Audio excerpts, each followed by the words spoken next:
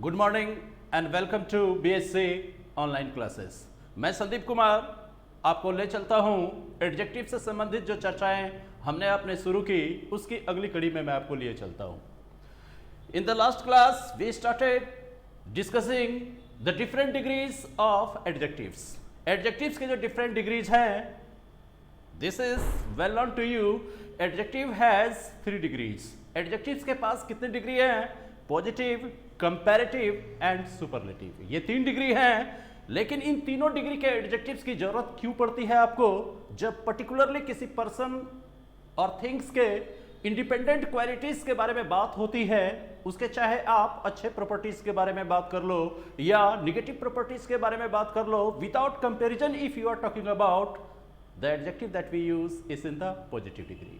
And when we need to make comparison between two individuals, two things, we use adjectives of comparative degree.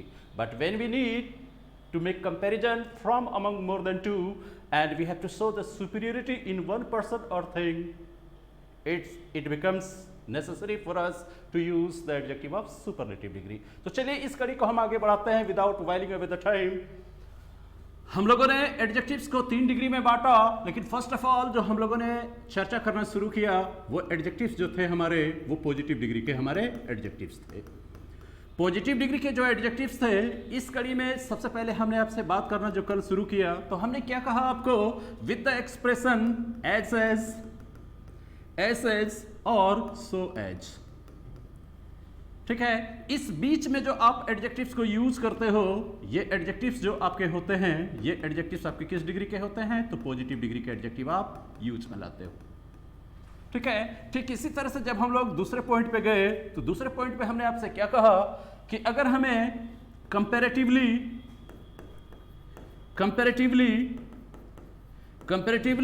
और relatively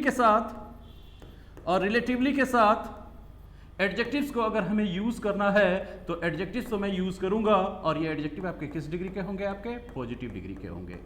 in 2 पहलुओं पर तो हमारी चर्चा हो गई कल। चलिए आज हम आपको लिए चलते हैं इसके थर्ड एस्पेक्ट के बारे में, और थर्ड एस्पेक्ट है आपका TOO2। 2 के बाद जब आप एडजेक्टिव को लाते हो, तो ये एडजेक्टिव भी आपके किस डिग्री में होते हैं? पॉजिटिव डिग्री में होते हैं। ये हमारे पॉजिटिव डिग्री में होंगे। ये किस तरह से हमें सीखना है, किस तरह से इसे लेकर के ट्रांसफॉर्म करना है, ताकि आपके bank examinations at the same time SSC type of examinations में आपके प्रश्न सॉल्व हो सके। तो चलिए आपको लिए चलते हैं हम TOO2 के बारे में। यहां से हम शुरुआत करते हैं। सबसे पहली बात, हम लोगों ने जो चर्चा करना शुरू किया, हमने किसके बारे में चर्चा शुरू किया? TOO2। तो सबसे पहले आप ये पूछोगे कि सर ये TOO2 क्या होता है? तो TOO2 एक शब्द है, और अगर आप इसे ग्रामेटिकल प्रोफाइल में देखोगे तो 2 क्या है? आपका एक एडवर्ब है। 2 क्या है? आपका एक एडवर्ब है, और जो एडवर्ब अपने बगल में जो एडजेक्टिव्स लेते हैं वो पॉजिटिव डिग्री के लेते हैं। फिर आप ये पूछोगे कि सर ये TOO2 एडवर्ब तो है, लेकिन इसका मीनिंग क्या होता है? तो आप क्या कहोगे? इसका मीनिंग होता है आपको, ये जिस सेंटेंस में आप यूज कर लोगे पॉजिटिव डिग्री के एडजेक्टिव के साथ, ये मीनिंग जो आपको देगा, ये कैसा मीनिंग देगा आपको? नेगेटिव मीनिंग देगा। ठीक है, ये आपको नेगेटिव मीनिंग देगा। और 2 का मतलब क्या हुआ? More than required. इसका मतलब क्या हुआ? More than required. ठीक है, और या आप क्या कह सकते हो? मोर देन प्रॉपर, या आप इसे क्या कहोगे? More than proper. इसका मतलब क्या हुआ? जरूरत से ज्यादा। इसका मतलब क्या होता है? जरूरत से ज्यादा। अगर मैं कहता हूं कि अगर एक स्टेटमेंट्स में लिख लेता हूं कि यू आर टू स्मार्ट, तो यहां पर देखो आपने क्या लिखा? स्मार्ट को जो आपने लिखा है किस डिग्री में लिखा है? आपने पॉजिटिव डिग्री में आपने लिखा है। पॉजिटिव डिग्री के एडजेक्टिव को यूज करके आपने लिखा है, और इस पॉजिटिव डिग्री के एडजेक्टिव से पहले आपने किसको रखा है? TOO2 एडवर्ब को रखा है। और इसका मतलब क्या हुआ कि यू आर टू स्मार्ट, आप इतने स्मार्ट हो जितना आपको होने नहीं चाहिए। इसका मतलब क्या हुआ? जब आप इसको ट्रांसफॉर्म करते हो तो इसी चीज को आप क्या लिखते हो? यू आर, या तो आप लिख देते हो over smart, you are over smart, या तो आप लिख देते हो यू आर वेरी स्मार्ट। इस तरह से आप सेंटेंस को ट्रांसफॉर्म कर लेते हो, या नहीं तो आप क्या लिखते हो? यू आर स्मार्टर,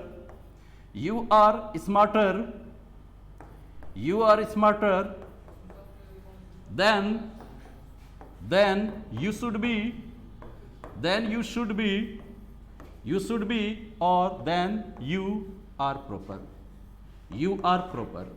इस तरह से हमने क्या किया कि जब आपने स्टेटमेंट्स में लिखा यू आर ओवर स्मार्ट, इसका मतलब क्या हुआ, आप इतने स्मार्ट हो जितने होने नहीं चाहिए। क्योंकि अगर मान लो आपको एक प्याली चाय बना करके दी जाए और उसमें आप जानते हो कि एक प्याली कप चाय में आप कितनी मात्रा लोगे शक्कर की, या तो 1 चम्मच लोगे आप या तो 2 चम्मच लोगे। अगर उसमें 10 चम्मच चीनी डाल दी जाए और तब आपको चाय दी जाए पीने के लिए, तो आप क्या कहोगे, चाय इतनी मीठी है कि आप एक सिप लोगे और फिर कप क्या करोगे, हटा दोगे। तो इसका मतलब क्या हुआ कि बहुत बार क्या होता है, बहुत ज्यादा क्वांटिटी जो आपने शक्कर की इसमें मिक्स कर दी चीनी की, इसकी वजह से क्या हुआ कि ये चीजें क्या हो गई, आपकी नेगेटिव हो गई।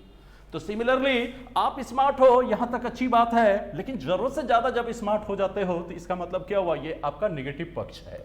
दूसरा, अगर मैं ये कहता हूं you are two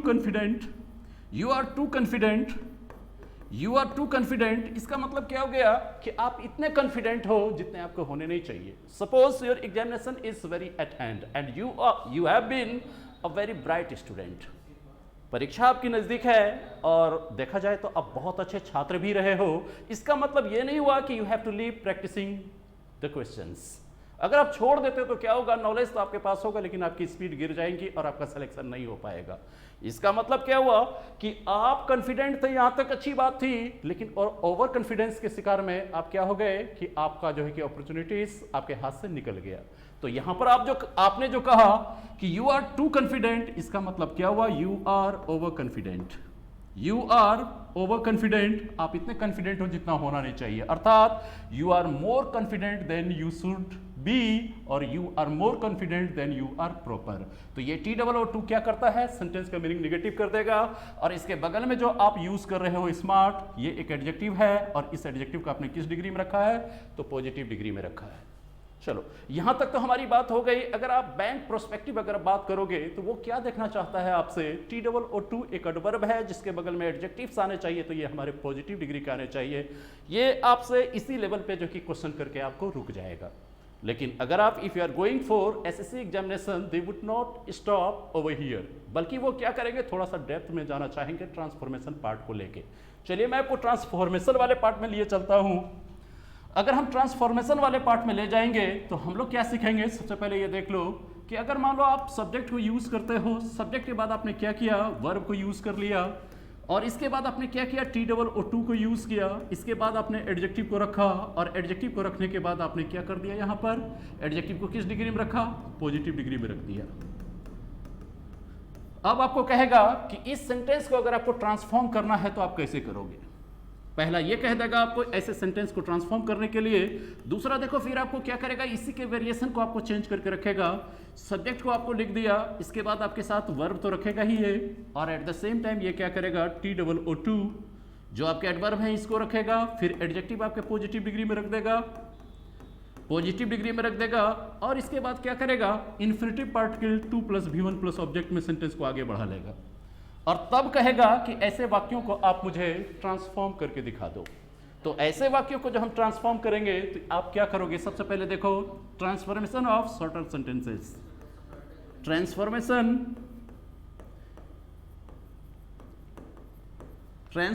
of shorter sentences. हम लोग छोटे छोटे सेंटेंस को देखते हैं कि कैसे हम ट्रांसफॉर्म करना सीखेंगे। आप याद करो अपने 9th-10th वाली स्टैंडर्ड को याद करो, सेंटेंस आपके पास हुआ करते थे, इस तरह के सेंटेंस हुआ करते थे आपको, टी इज टू हॉट, या आप लिखते थे the weather is too hot, या नहीं तो आप क्या लिखते थे, सीमा इज टू ब्यूटीफुल।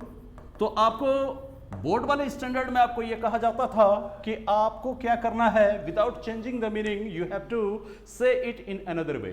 तब आप क्या करते थे, या इसी को आप कहते थे रिमूवल ऑफ टू के अंतर्गत पढ़ते थे। आपको कहा जाता था इस सेंटेंस में से TOO2 को आप हटा दो, लेकिन फिर भी सेंटेंस का मीनिंग सेम रखने का प्रयास करो। आप बना के दिखाओगे कि आप कैसे बनाओगे। तो जब कैसे बनाओगे तो इसको आप क्या करते थे, बेसिक स्तर पर आप लोग करते थे tea is, as it is मैंने लिखा टी इज। इसके बाद क्या करते थे कि यहां पर देख लो क्या कि TOO2 है, तो यहां पर आप क्या कर देते थे, या तो tea is very hot, tea is barely hot, tea is barely hot, या टी इज टेरेबली हॉट।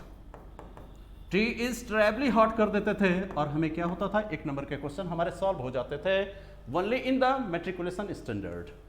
इसके बाद देखो the weather is too hot, तो आप क्या लिखते थे, the weather is terribly hot.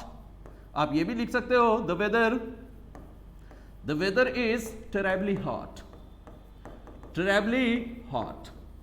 इस तरह से हम लोग बना लेते थे। या अगर आप ये कहो सीमा इज टू ब्यूटीफुल, तो आप ये लिख लेते थे सीमा इज, या तो आप लिखते थे वेरी ब्यूटीफुल, या तो आप लिखते थे Seema is extremely beautiful. Extremely beautiful आप लिख लेते थे। इस तरह से हमने बेसिक लेवल पे हमने क्या किया, सेंटेंस को ट्रांसफॉर्म करने को सीखा। लेकिन आपके एग्जाम्स में जो सवाल पूछे जाते हैं, आपको इस लेवल पे आपको क्या करेगा, सवाल नहीं पूछेगा। अगर सवाल पूछेगा तो आपको कैसे पूछेगा कि इसी लेवल पे अगर वो सवाल करेगा तो इस तरह से आपके ऑप्शंस नहीं रहेंगे कि आप टिक आउट कर पाओगे, बल्कि कहेगा कि ऐसे ही छोटे छोटे सेंटेंसेस को आप कंपैरेटिव डिग्री के एडजेक्टिव का इस्तेमाल करके मुझे ट्रांसफॉर्म करके दिखा दो। तो देखो हम कैसे इसको कंपैरेटिव डिग्री के एडजेक्टिव का इस्तेमाल करके इसको बनाते हैं। तो आप क्या कहोगे, टी इज, आपने लिखा too hot, tea is too hot, तो सबसे पहला रास्ता आपने क्या अपनाया, tea is very hot. Tea is, या तो आपने लिखा वेरी हॉट, या आपने लिखा टी इज एक्सट्रीमली हॉट, या आपने लिखा T is terribly hot, terribly hot. इस तरह से आपने लिख दिया, जिसकी जरूरत नहीं है आपको। इसलिए जरूरत नहीं है क्योंकि आपके ऑप्शंस में ये इसे देगा ही नहीं है। अब देखिए, इसे ट्रांसफॉर्म करने के और भी तरीके आपको पता होने चाहिए। अगर ये ऑप्शंस में नहीं है तो फिर आप दूसरे ऑप्शंस का चुनाव कैसे करोगे। तो सेम सेंटेंस को अगर हम ट्रांसफॉर्म करते हैं तो ऐसे भी लिख सकते हैं हम, टी इज, ठीक है, और इसे आप क्या करोगे, TOO2 को यहां से रिमूव कर दो। रिमूव कर दो, रिमूव का मतलब क्या हुआ, हटा दो, हटा दो। ग्रामर का एक चैप्टर भी है आपको कि रिमूव टू। रिमूव टू का मतलब क्या हुआ, the removal of too from the given statements and replacing it with another word is known as remove too. Remove too का मतलब क्या हुआ, removal of too from the given statements. आपको क्या करना है, टू को हटाना है विदाउट चेंजिंग इट्स मीनिंग। इसके अर्थ में परिवर्तन लाए बगैर अगर आप इसे सेंटेंस से रिमूव करके अन्य शब्द से इसे आप रिप्लेस करने की पूरी प्रक्रिया किस नाम से जानी जाती है, रिमूवल ऑफ टू, अर्थात रिमूव टू के नाम से जानी जाती है। तो अगर आपको कहेगा कि ऐसे सेंटेंस में से आप हटाओ, तब आप क्या करोगे, सब्जेक्ट और वर्ब को हमने अनचेंज्ड रखा, TOO2 को रिमूव कर दिया, तो बचा कौन, बचा आपका हॉट। हॉट क्या है, एडजेक्टिव है, और ये एडजेक्टिव किस डिग्री में है, आपके पॉजिटिव डिग्री में है।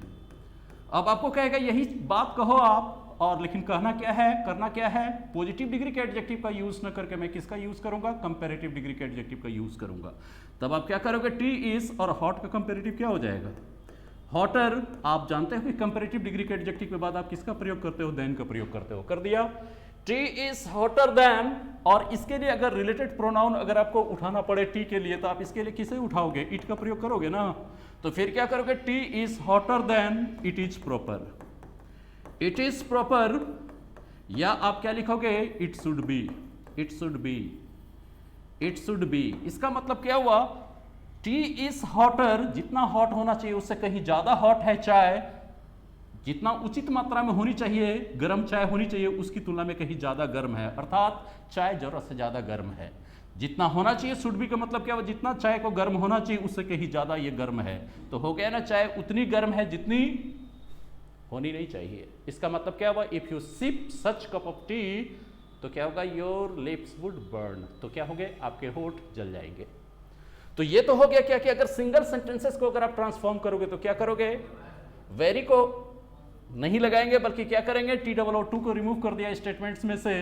इसके बाद पॉजिटिव डिग्री के एडजेक्टिव को कंपैरेटिव में कन्वर्ट करके देन लगा दिया। इसके बाद सब्जेक्ट को ध्यान में रखते हुए आप क्या करोगे, सब्जेक्ट अगर यहाँ कोई पर्सन हो जाएगा तो ही सी हो सकता है, उसके अकॉर्डिंग या तो इज प्रॉपर लगा दो, या तो क्या करोगे आप, शुड बी का इस्तेमाल करके सेंटेंस को आप कंप्लीट कर दोगे।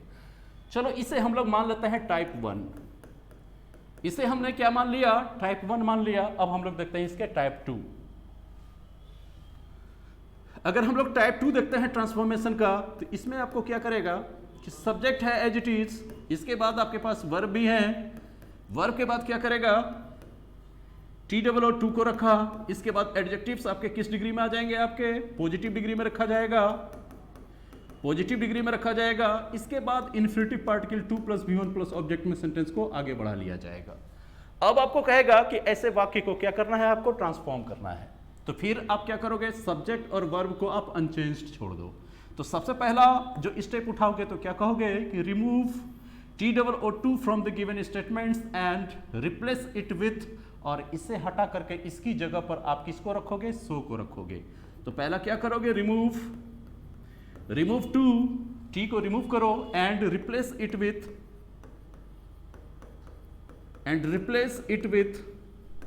इट विथ सो, और इसकी जगह इस टू को हटा करके क्या करोगे, इस जगह पर आप सो लगा लोगे। दूसरा देखो, एडजेक्टिव को आपको क्या करना है, अनचेंज्ड छोड़ देना है। तो क्या कहिएगा कि let the adjective remain unchanged.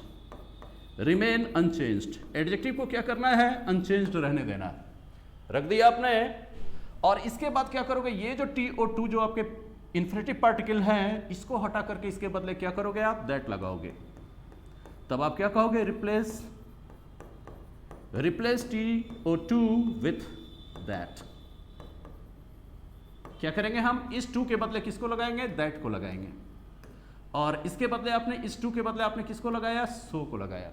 चलो यहां तक हमारा काम हो गया। लेकिन अब इसके बाद देखो फोर्थ स्टेज में क्या करोगे कि स्टेटमेंट्स को पढ़ करके ये पता लगाओ कि whether statements has been made using present tense और पास्ट टेंस। ये स्टेटमेंट्स मेकिंग जो की गई है प्रेजेंट टेंस का इस्तेमाल करके किया गया है या पास्ट टेंस का इस्तेमाल करके किया गया है। तब अगर आप एनालाइज कर लेते हो, first of all you have to analyse your given statements whether it is in the present tense और in the past tense, and if it is in the present tense what you need to do, and if it is in the past tense what you need to do. तो अब हम लोग देखते हैं, चलो एक sentence ले लेते हैं तो समझना आपके लिए ज्यादा आसान हो जाएगा। एक सेंटेंस में ले रहा हूं कि we are to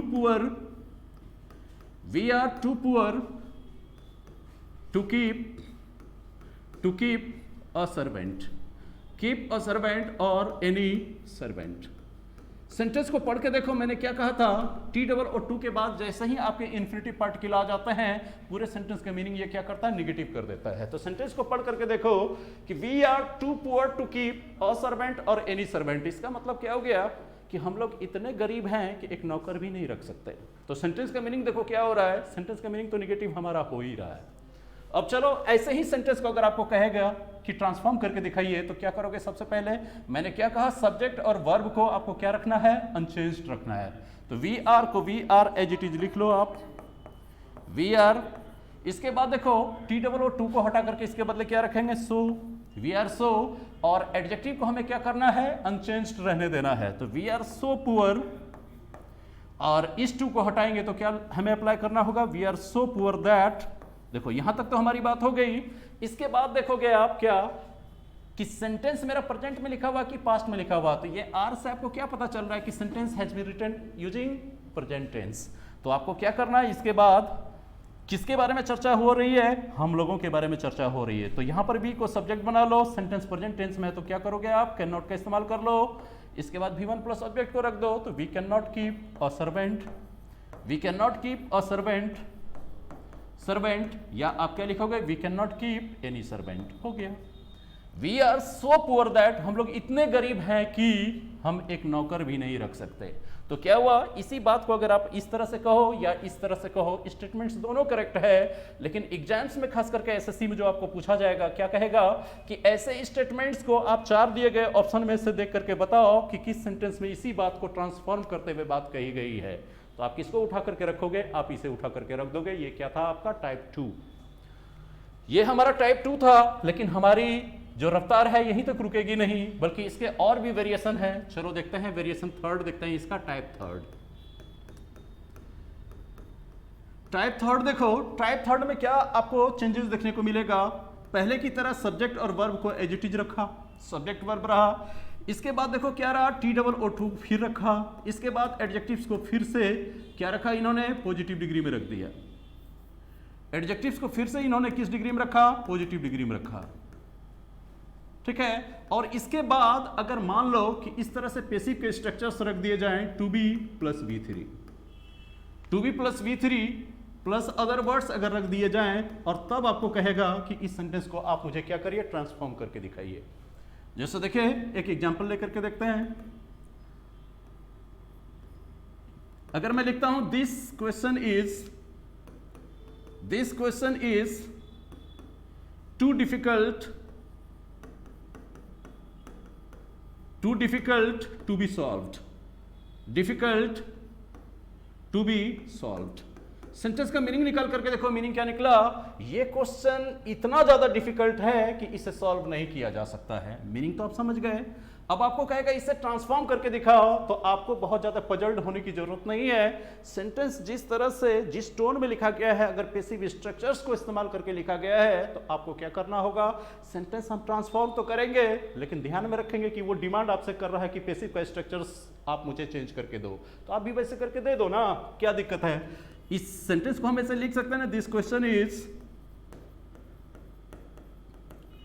question is so difficult, this question is so difficult that, अब देखो क्वेश्चन के लिए अगर आप लोगे प्रोनाउन तो क्या लोगे, इट, दैट, इट, और इसके बाद देख लो कि सेंटेंस किस टेंस में लिखा गया है, प्रेजेंट टेंस में, तो आप क्या करोगे, कैन नॉट का इस्तेमाल करोगे, इट कैन नॉट, और इसके बाद देखो बी प्लस V3 जो पहले से दिया हुआ हम क्या करेंगे, एज इट इज रख देंगे, it can not be solved.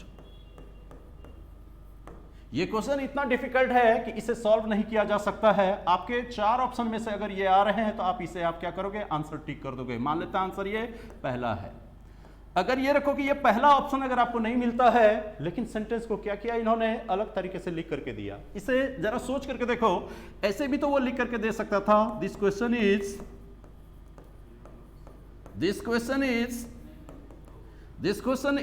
So difficult, this question is so difficult that nobody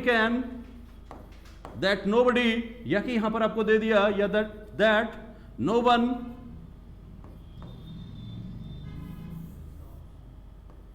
that nobody, या कि आपको यहां पर दे दिया no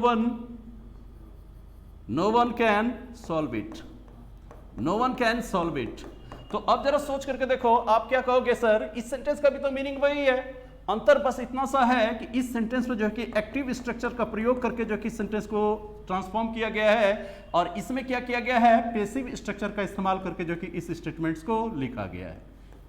एक में एक्टिव स्ट्रक्चर को अपनाया, एक में क्या किया इन्होंने, पेसिव स्ट्रक्चर्स को अपनाया, और दोनों के दोनों ऑप्शन हैं आपके सीजीएल मेंस में, दोनों ही ऑप्शन आपको दिए जा रहे हैं सेलेक्ट करने के लिए। तो आप क्या करोगे, आपको क्या करना होगा दोस्त, जो एग्जामिनर आपसे डिमांड करता है वही आपको क्या करना होगा, सप्लाई करना होगा। तो सबसे पहली बात देख लो, उन्होंने जो ओरिजिनल क्वेश्चन आपको दिया था, क्या दिया था, पेसिव के स्ट्रक्चर का इस्तेमाल करके दिया था, तो इसलिए क्या करोगे, ये वाला स्टेटमेंट सही होते हुए भी आप इसे सेलेक्ट नहीं करोगे, बल्कि आप क्या करोगे, आप पहले वाले ऑप्शन को आप सेलेक्ट करोगे। हाँ, अगर ऐसी बात हो जाए कि अगर वो दे दे आपको, थर्ड ऑप्शन में दे दे ए एंड बी बोथ, तब आप क्या करोगे, आप सी को टिक आउट करोगे, क्योंकि सही तो आपके दोनों है, लेकिन चुनाव करना है मुझे। तो चुनाव किसके अकॉर्डिंग करूंगा मैं, एग्जामिनर आपसे क्या आंसर का एक्सपेक्टेशन कर रहा है, आपको क्या करना होगा, वही चीज आपको अपने आंसर में सप्लाई करना होगा। चलो, यहां तक तो बात हो गई हमारी। तो यहां तक जो बात हो गई है, हम लोगों ने क्या देखा, टाइप थर्ड देखा हम लोगों ने। टाइप थर्ड में क्या देखा, 2b प्लस V3 वाले स्ट्रक्चर्स आएंगे, तो इस तरह के सिचुएशन का सामना करना पड़ेगा, तो you have to handle it carefully. अब देखो हम लोग देखते हैं टाइप 4। इसी में अगर हम लोग देखते हैं टाइप 4 के बारे में, टाइप 4 में क्या देखोगे, फिर से आपको सिमिलर स्ट्रक्चर्स रखेगा। सब्जेक्ट को रखा गया, इसके बाद देखो वर्ब को रखा गया, TOO को रखा गया, इसके बाद एडजेक्टिव्स को पॉजिटिव डिग्री में रखा गया। अब आपको क्या कहेगा, यहां पर कर देगा for me, for you, for him या फॉर देम, इस तरह से लिख करके सेंटेंस को लास्ट कर देगा। ठीक है, इस तरह से लिख करके अगर सेंटेंस को लास्ट कर दिया जाए, और तब आपको कहेगा कि आप ऐसे सेंटेंस को आप मुझे क्या करके दिखाओ, ट्रांसफॉर्म करके दिखाओ। तो दिखा दो, कैसे करोगे।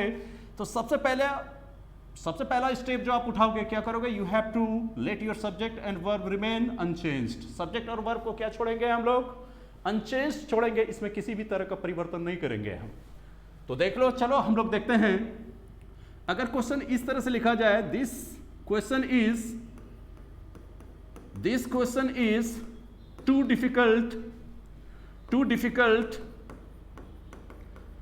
Difficult for me. देखो इस स्ट्रक्चर पर मैंने क्या किया, एक सेंटेंस लिख दिया, ये प्रश्न मेरे लिए जरूरत से ज्यादा कठिन है। इसका मतलब क्या हुआ कि ये प्रश्न मेरे लिए इतना कठिन है कि भाई साहब मैं तो नहीं बना पाऊंगा, ये for me, for you, for him या फॉर देम जो दिया, तो आप तुरंत आप लॉजिकली सोच लीजिएगा, एग्जामिनर चाहता है कि while transforming the sentence and in the second part of the sentence you have to choose your subject as given above। जैसा कि सब्जेक्ट की तरफ वो इशारा कर रहा है कि आप उसको टारगेट करके सब्जेक्ट बनाना, आपको क्या करना होगा, उसी को सब्जेक्ट बनाना होगा। चलो बना के देखो आप, तो क्या बनाओगे, this question is so difficult that, अब यहां पर फॉर मी अगर लिखा गया तो आप सोचो कि यहां सब्जेक्ट बनाओगे तो ये ऑब्जेक्टिव केस को किस में कन्वर्ट करोगे, सब्जेक्टिव केस यानी आई में कन्वर्ट करोगे, दैट आई। और देख लो सेंटेंस किस टेंस को यूज करके लिखा गया है, प्रेजेंट टेंस को यूज करके लिखा गया, तो आप क्या करोगे, that I can not solve it. देखो ये भी आंसर हो गया, पहला आंसर आपका ये हो गया। अगर मान लो क्या कि ये भी आंसर आपको दिया हुआ है, दूसरा आंसर ये भी दिया जाए, this question is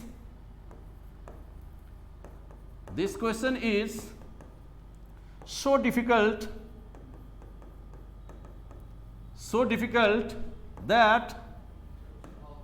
that I cannot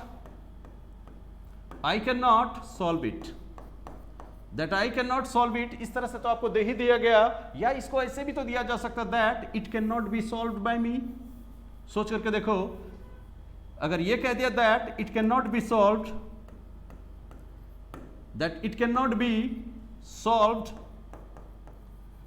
bye me, ये मेरे द्वारा सॉल्व नहीं किया जा सकता है। अगर देखोगे तो आंसर ये भी करेक्ट है, लेकिन जब आप देख रहे हो कि उसका टोन एक्टिव का है तो आपको क्या लेना चाहिए, एक्टिव का टोन वाला ही आपको आंसर लेना चाहिए। अगर आपको बोथ का ऑप्शन दिया हुआ है तो आपको आंसर कौन सा लेना चाहिए, बोथ का लेना चाहिए। अब देख लो तीसरा आंसर भी अगर आपको इस तरह से दे दे, दिस क्वेश्चन इज, अब ये देखो, this question is so difficult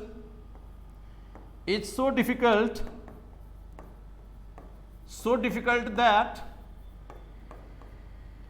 it cannot be solved by anyone,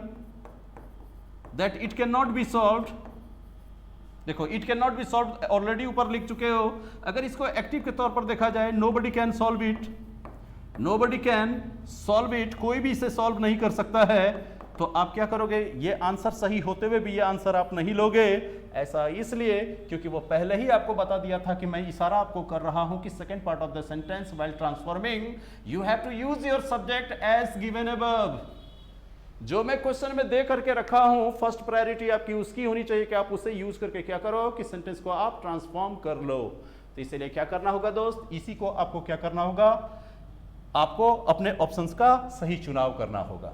अब चलो देखते हैं इससे आगे और भी सेंटेंस को लेकर के देखते हैं। अगर मैं लिखता हूं माउंट एवरेस्ट इज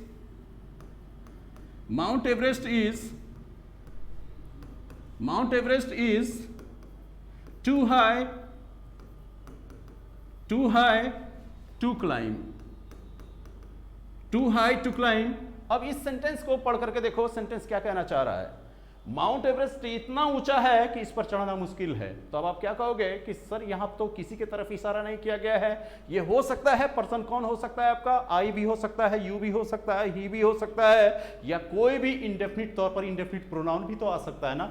तो यहां पर देखो क्या किया, आपके सारे ऑप्शन खुले हुए हैं, तब आप क्या करोगे, इसके चेंज करोगे तो माउंट एवरेस्ट इज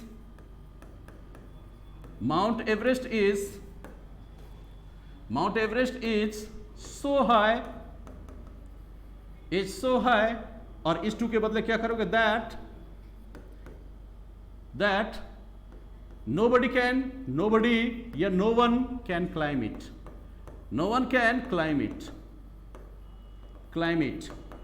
या सोच के देखो, आप ऐसे भी तो लिख सकते थे, नोबडी कैन क्लाइम इट, या इसको ऐसे भी लिखा जा सकता था, it can not be claimed, it can not be claimed, it can not be claimed, ये भी आपका सही हो जाता, या I can not claim it, I can not claim it, या it can not be claimed by me, it can not be claimed by me, claimed by me.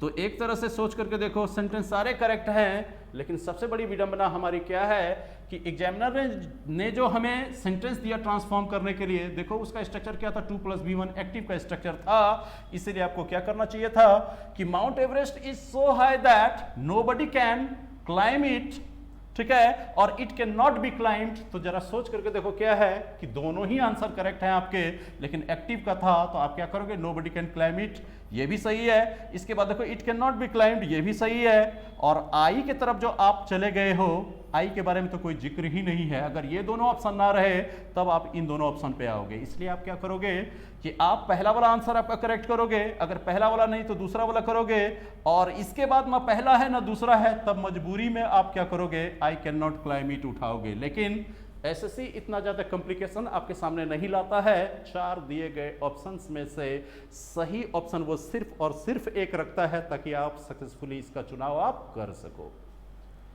तो ये जो हम लोगों ने दुनिया देखी अभी हम लोग जो घूम फिर करके किस पॉइंट पे आए दोस्त, TOO2 एक एडवर्ब है, एक एडवर्ब है। इसके बगल में एडजेक्टिव्स आते हैं, और ये एडजेक्टिव जो होते हैं ये किस डिग्री के होते हैं दोस्त, ये एडजेक्टिव आपके पॉजिटिव डिग्री के होते हैं।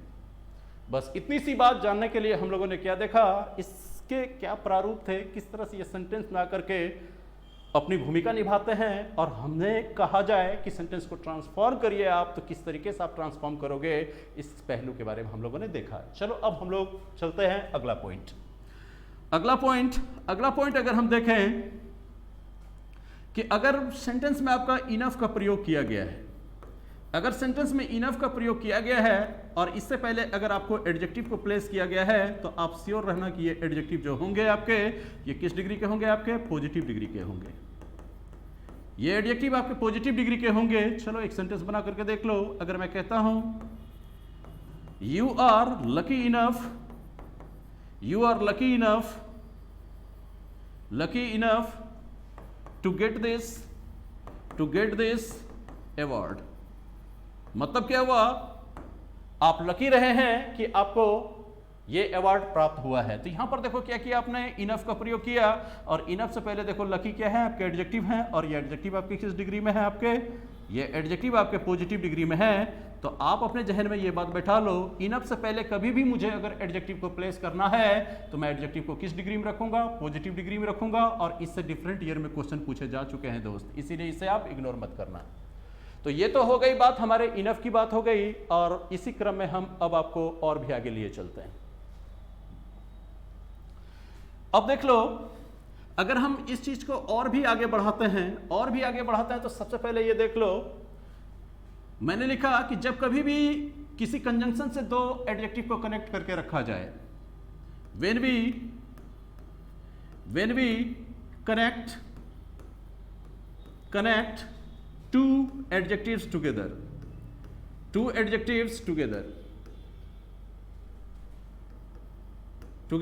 with the conjunction and अगर हम कंजंक्शन एंड की मदद लेकर के अगर 2 एडजेक्टिव्स को अगर हम कनेक्ट करना चाहेंगे दोस्त, तो याद रखना आप, the degree of both the adjectives should be the same.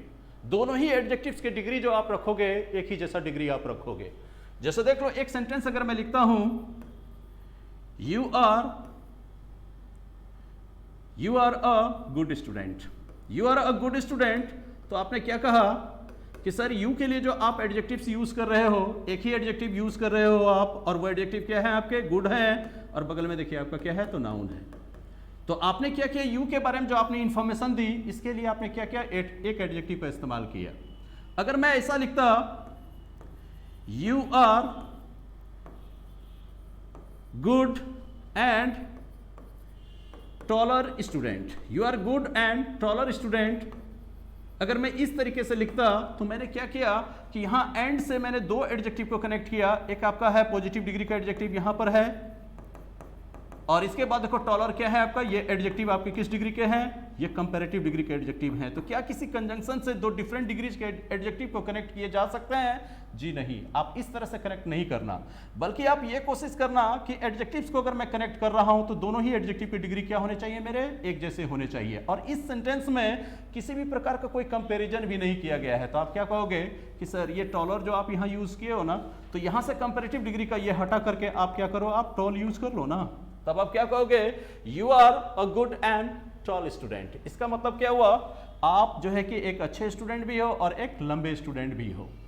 ठीक है, इस तरह से हमने कर लिया। ठीक इसी तरह से अगर मान लो कि अगर जो कि हम दो कंपैरेटिव डिग्री के एडजेक्टिव को हम यूज करने जा रहे हैं, two adjectives in the comparative degree, comparative degree. तो देखो इसमें कैसे कंपैरेटिव जैसे ही हमने चर्चा कर दी, कंपैरेटिव का मतलब क्या हुआ, एक सर्टेन प्रॉपर्टीज को लेकर के दो एंटिटीज के बीच में हम क्या करेंगे, कंपैरिजन करेंगे। चाहे दो इंडिविजुअल के बीच में कर लो, चाहे दो थिंग्स के बीच में कर लो। जैसे देख लो, अगर मैं कहता हूं यू आर टॉलर एंड, अगर मैंने लिख दिया you are taller and handsome, you are taller and handsome than I, तो यहां पर देखो सेंटेंस में मैंने क्या किया, यहां पर कंपैरिजन की गई है। कंपैरिजन किसके किसके बीच में हुआ है, यू और आई के बीच में कंपैरिजन हुआ है। और कंपैरिजन करने के लिए आपने दो प्रॉपर्टीज को चुना है। एक आपने क्या किया है, लंबाई को भी लिया है, और दूसरा आपने क्या किया है, हैंडसमनेस को भी आपने चुनाव किया है। तो जब आप दो गुणों को लेकर के दो इंडिविजुअल के बीच में आप कंपैरिजन करोगे, तो कंपेयर जब आप करोगे तो दोनों ही एडजेक्टिव्स को आपको कंपैरेटिव डिग्री में रखना चाहिए ना। तो देखो क्या आपने रखा है क्या, तो यू आर टॉलर, चलो ये कंपैरेटिव डिग्री में है, यहां तक सही है, यहां तक सही है। यहां पर देखो एंड आपके क्या है, कंजंक्शंस हैं, ये भी सही है। इसके बाद देखो हैंडसम, हैंडसम क्या है, ये एडजेक्टिव तो है लेकिन ये पॉजिटिव डिग्री में है, ये पॉजिटिव डिग्री में है ये एडजेक्टिव, जो कि क्या है, मोर देन वन सिलेबल वाले हैं।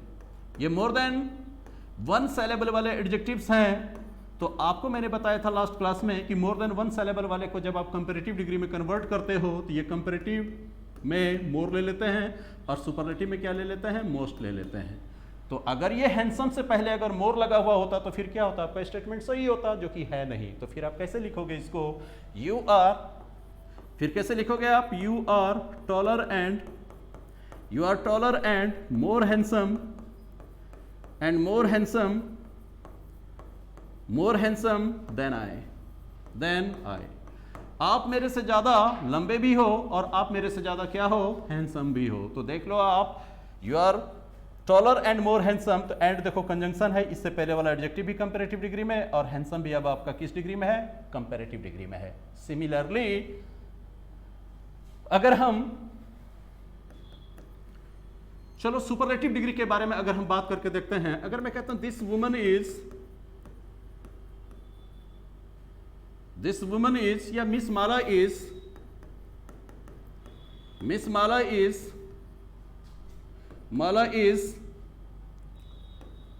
The best and wise lady और वुमन ऑफ दिस लोकेलिटी। आपने क्या लिखा कि मिस माला जो है इस लोकेलिटी की सबसे अच्छी और सबसे बुद्धिमान महिला है। तो यहां पर देख लो कि इस मोहल्ले में या इस लोकेलिटी में और भी तो औरतें वास कर रही है ना, लेकिन उन औरतों में मैंने क्या कहा था, when you are going to make comparison from among more than two and bringing the superiority only in one person or thing, only in such a case you use adjective of superlative degree।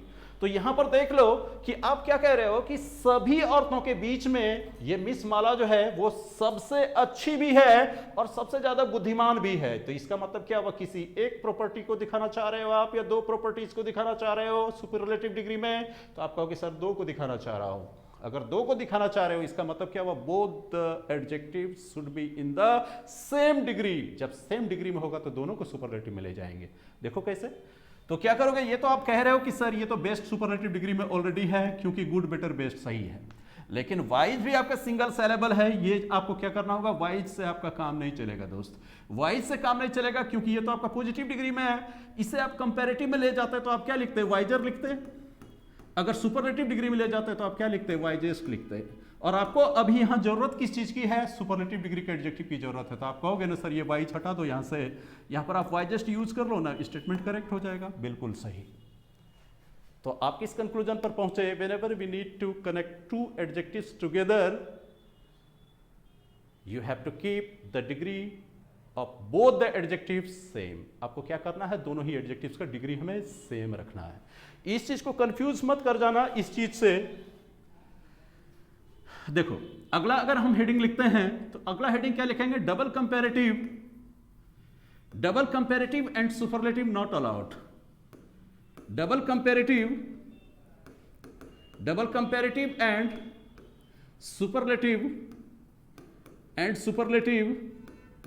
Superlative not allowed. Double comparative और superlative allowed नहीं होते हैं grammar में, इस चीज को ध्यान में रखना।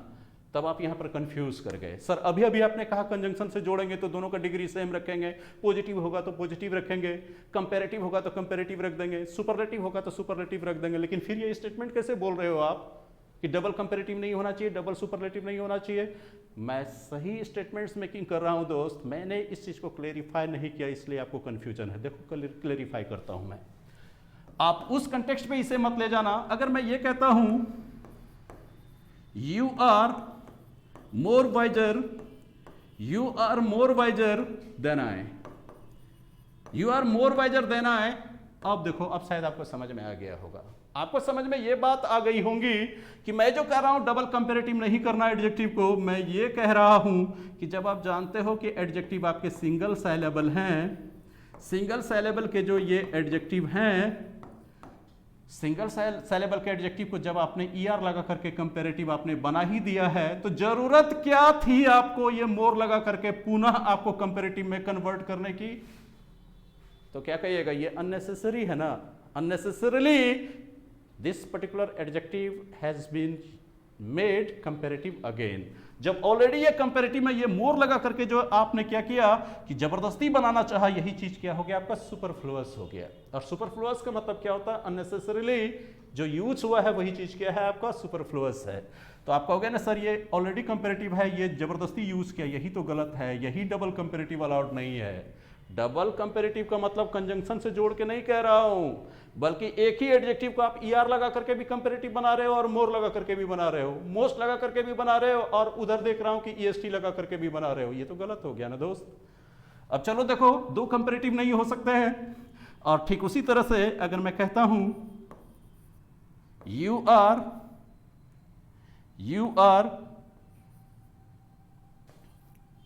Are the most tallest, you are the most tallest boy of this town। अब ये देखो, आप इस शहर के सबसे क्या हो, सबसे लंबे लड़के हो। तो यहां पर देख लो कि टॉल भी आपका क्या था, सिंगल सेलेबल था।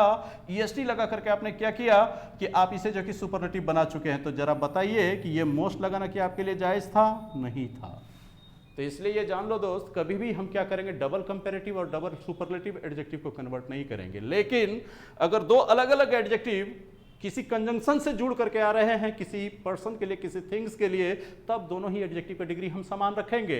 लेकिन एक सिंगल एडजेक्टिव में हम क्या करेंगे, मोर लगा करके भी कंपैरेटिव बनाने जा रहे हैं और ईआर लगा के, तो वो क्या है, अनावश्यक है। ईएसटी भी लगा रहे हैं और मोस्ट भी लगा रहे हैं, तो वो क्या है, अनावश्यक है। आप एक बार ही बना सकते हो, बार बार नहीं बना सकते।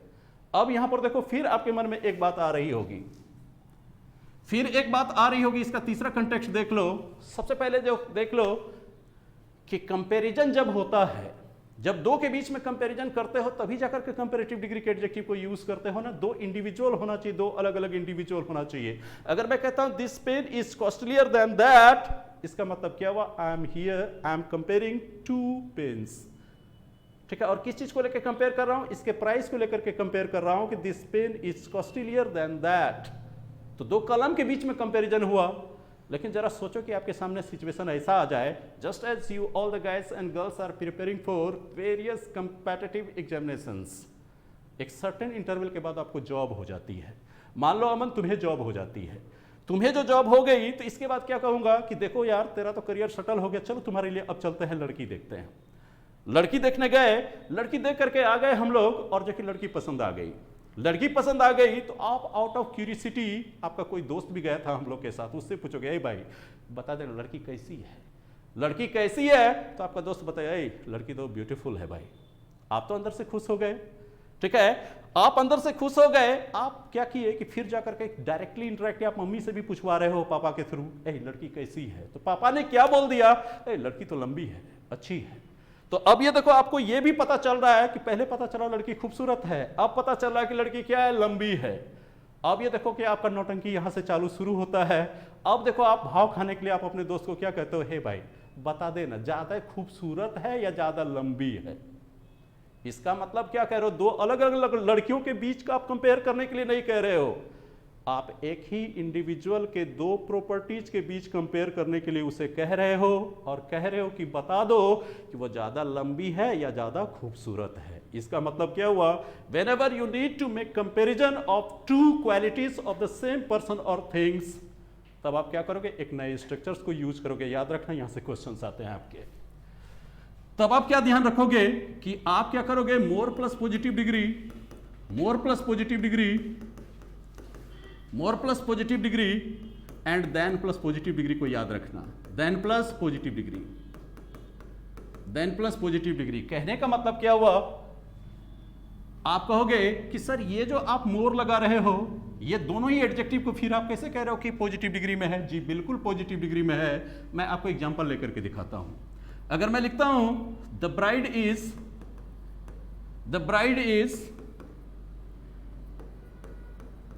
मोर टॉल देन ब्यूटीफुल। इस सेंटेंस को अगर धीरे धीरे तोड़ोगे आप क्या कहोगे, this bride is beautiful, this bride is tall. ये दुल्हन क्या है, लंबी भी है, और ये क्या है, खूबसूरत भी है। तो ये दोनों प्रॉपर्टीज एक ही दुल्हन के हैं ना, दूसरी दुल्हन से तो कंपेयर नहीं कर रहे हो आप, लेकिन ये दोनों ही प्रॉपर्टीज में आप ये दिखाना चाह रहे हो, एक गुण ज्यादा मात्रा में है, दूसरा कम मात्रा में है, दूसरे के सापेक्ष। तो जो पहला वाला प्रॉपर्टीज है सिर्फ कंपेरेटिव का टच देने के लिए आपने मोर लगा दिया है, दूसरे से पहले आपने देन लगा दिया है, लेकिन ये दोनों के दोनों एडजेक्टिव आपके पॉजिटिव डिग्री में है दोस्त। इसे उलट करके देख लो, क्लैरिटी आ जाएगी। अगर ऐसा होता पहले हम ब्यूटीफुल को यूज करते, अगर हम यूज करते the bride is more beautiful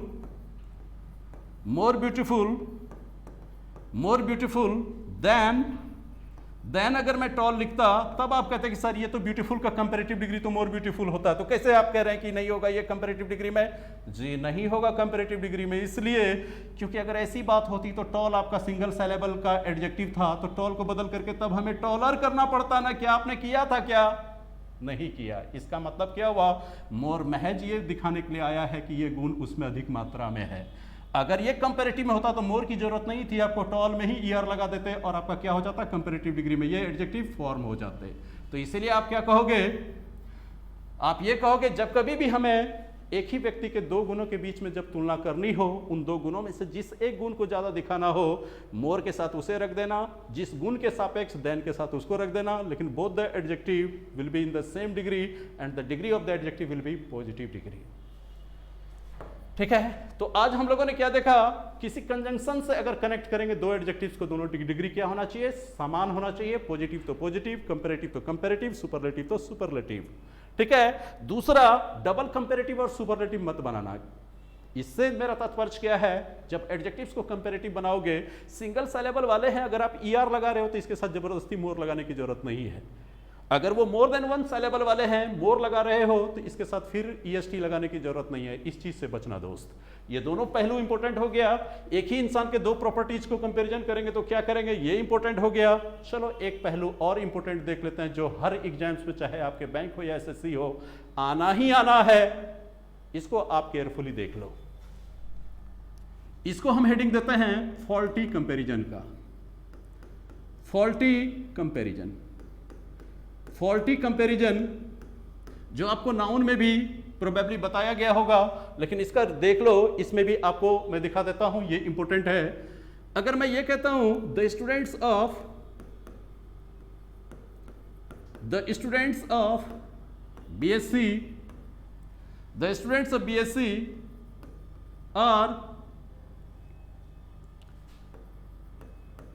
more intelligent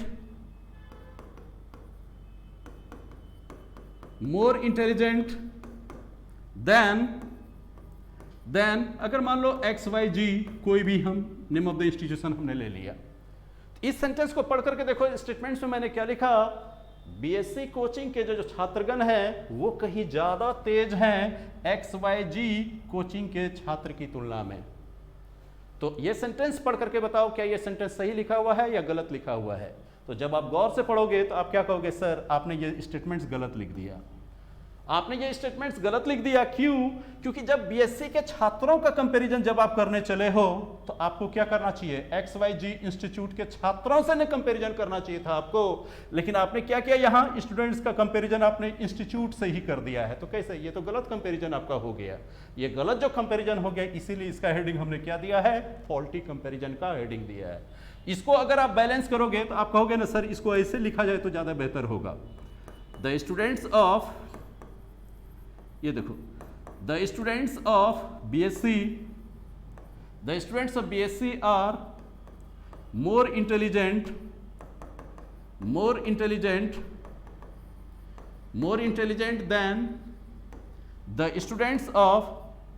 than the students of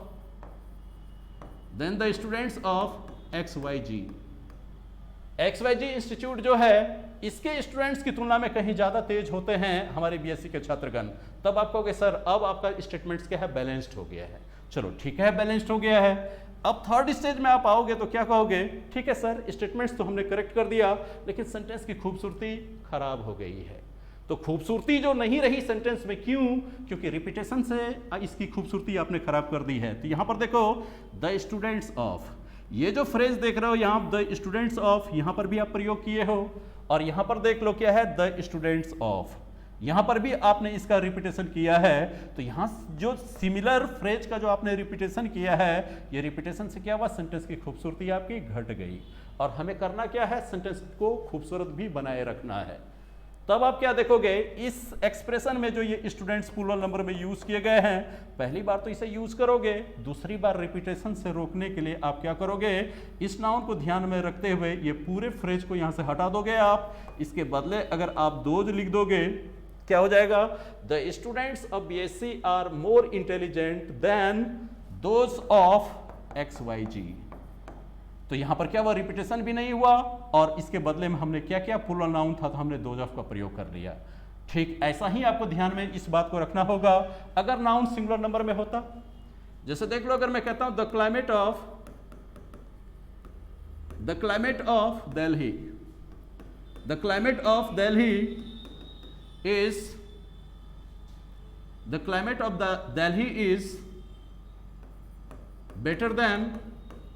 better than, अगर मैंने यहां पर लिख दिया मुंबई। इस सेंटेंस को आपने पढ़ करके देखा तो आपने क्या कहा कि सर आपने गलत तो कंपैरिजन कर दिया। जब दिल्ली के क्लाइमेट का कंपैरिजन कर रहे हो तो कम से कम मुंबई के क्लाइमेट से ना आपको कंपैरिजन करना चाहिए था सर। तो फिर इसे चेंज करके क्या लिखोगे, the climate of Delhi is better than the climate of Mumbai. अब आप कहोगे सर अब स्टेटमेंट सही हुआ। अब अगर मैंने स्टेटमेंट सही लिख दिया तो फिर आप क्या कहोगे, सर यहां देख लो ना कि similar expression the climate of का प्रयोग आपने यहां भी किया है, द क्लाइमेट ऑफ का प्रयोग आपने यहां भी किया है, तो फिर तो रिपीटेशन होकर के सेंटेंस की खूबसूरती हमारी खराब हो गई ना। तो क्या करेंगे, इस सेंटेंस को ब्यूटीफाई अगर हम करेंगे तो रिपीटेशन को रोकेंगे, तो एक बार तो इसका होना जरूरी है। तब आप क्या लिखोगे, the climate of Delhi, the climate of Delhi is better than। अब यहां पर क्या करोगे, इस एक्सप्रेशन में नाउन पे ध्यान दोगे। नाउन किस नंबर में है, सिंगुलर नंबर में है, और यहां भी नाउन किस नंबर में है, सिंगुलर नंबर में है। तो क्या करोगे, नाउन सिंगुलर नंबर में है तो इसे रिप्लेस करने के लिए दैट ऑफ का प्रयोग करेंगे, प्लूरल में रहेगा तो हम दोज ऑफ का प्रयोग करेंगे। तो यहां पर क्या करेंगे, than that of Mumbai. Than that of Mumbai, इस तरह से क्या हो गया आपका स्टेटमेंट्स करेक्ट हो गया। ये क्या कहो मोस्ट इंपॉर्टेंट क्वेश्चन है जो सीजीएल मेंस में देखोगे मैक्सिमम तौर पर ये रखेगा कि क्वेश्चन आपको आना ही आना है। अभी तो हम लोगों ने कहानी शुरू की है दोस्त, आपको और भी मजा आने वाला है, क्योंकि जब हम क्वेश्चंस लेकर के आएंगे तो आप देखोगे अभी तक में जितने भी पार्ट्स आए हैं सारा आप रिवीजन करके रखना, लेकिन जैसे ही हम वर्कशॉप में जाएंगे जब क्वेश्चन को डिस्कस करेंगे आपके साथ में, और अगर सारे इन्फॉर्मेशन आपके पास हैं तो देखना कि आपकी रफ्तार कितनी बढ़ती है। और ये चैप्टर जो मैं आपको पढ़ा रहा हूँ पैरेलली आप क्या करिए, जितने भी राइटर्स के बुक अवेलेबल है मार्केट में सबको बना करके रखो, और जैसे ही मैं वर्कशॉप करके निकलूंगा अगर फिर भी आपके प्रॉब्लम अगर बचते हैं तो कमेंट सेक्शन में अपने क्वेश्चन डाल देना दोस्त, और अगले सेशन में मैं क्या करूंगा उसको सबसे पहले आपको इलेबोरेट करूंगा, इसके बाद ही मैं नए चैप्टर्स को आपके बीच लेकर के आऊंगा। मैं संदीप कुमार, और ये सारी इन्फॉर्मेशन मैं आपके लिए आ रहा हूं। अगर आपको ये अच्छा लगता है, ठीक है, आपको अगर इन्फॉर्मेशन प्राप्त होती है तो आप जरूर इसे लाइक करें, सब्सक्राइब करें और अपने दोस्तों के बीच में शेयर करें। With this information I would like to sum up the class for the day. स्वस्थ रहिए, सुरक्षित रहिए, फिर मिलते हैं अगले सेशन में। Thank you.